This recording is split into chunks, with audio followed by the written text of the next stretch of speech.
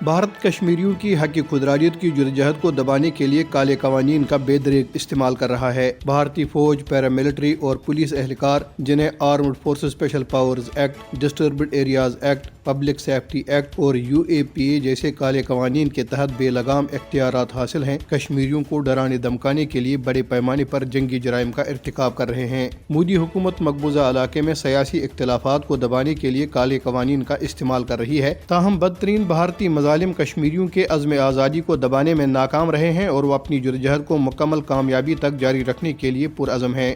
دریاسنا کل جماعتی حریت کانفرنس کے غیر قانونی طور پر نظر بند سینئر رہنما شبیر احمد شاہ نے نئی دہلی کی بدنام زمانہ تہاڑ جیل سے اپنے پیغام میں کہا ہے کہ جموں کشمیر کبھی بھی بھارت کا حصہ نہیں رہا، لہذا علاقے کے بارے میں بھارتی پارلیمنٹ کی کسی بھی عمل، قانون سازی یا عدالتی حکم نامے کی کوئی اخلاقی اور قانونی حیثیت نہیں ہے۔ انہوں نے کہا کہ بھارتی سپریم کورٹ کا حالیہ فیصلہ، جس میں مودی حکومت کے 5 اگست 2019 کے غیر قانونی اقدامات کو درست قرار دیا گیا ہے، کشمیریوں کے ساتھ ایک بہت بڑا دھوکہ ہے۔ شبیر احمد شاہ نے کہا کہ جموں کشمیر میں اقوام متحدہ کی قراردادوں کے مطابق اس صوبہ رائے کا انعقاد ہی وہ واحد چیز ہے جس کا کشمیری عوام گزشتہ کئی دہائیوں سے مطالبہ کر رہے ہیں۔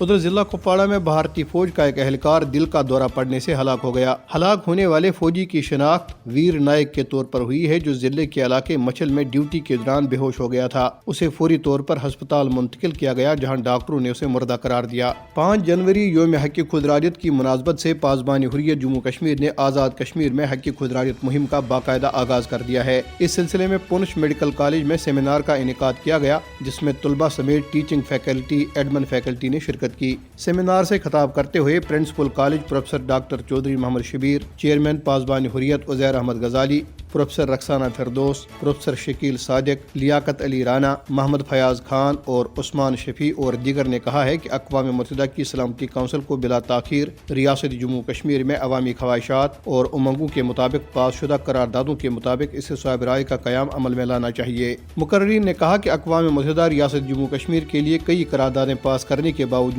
ان پر عمل درآمد کروانے میں ناکام رہا ہے۔ ان کا کہنا تھا کہ کشمیری عوام بھارتی فوجی جبر سے آزادی کے لیے مسلسل 76 برسوں سے جدوجہد کرتے آ رہے ہیں۔ بھارتی حکومت نہتے کشمیری عوام کی جدوجہد آزادی کو کچلنے کے لیے بدترین فوجی طاقت کا استعمال کر رہی ہے۔ مقررین نے کہا کہ مقبوضہ کشمیر میں دہلی کے زیر اثر ایجنسیز NIA، SIA اور SIK ریاست اور کشمیری شہریوں کی زمینوں پر قبضے جما رہی ہے۔ شہریوں کی جائیدادوں کو مسمار کرنے کے علاوہ انہیں تحویل میں لینے کا سلسلہ جاری ہے۔ مقررین نے اقوام متحدہ کی سلامتی کونسل اور OIC سے مطالبہ کیا کہ وہ مقبوضہ ریاست میں بھارتی بربریت کو روکیں۔ مقررین نے فلسطین اور غزہ پر اسرائیلی جارحیت کو امت کے لیے ایک بڑا چیلنج قرار دیتے ہوئے کہا ہے کہ امت مسلمہ کو ان تمام مسائل کے حل کے لیے اکٹھا ہونا چاہیے۔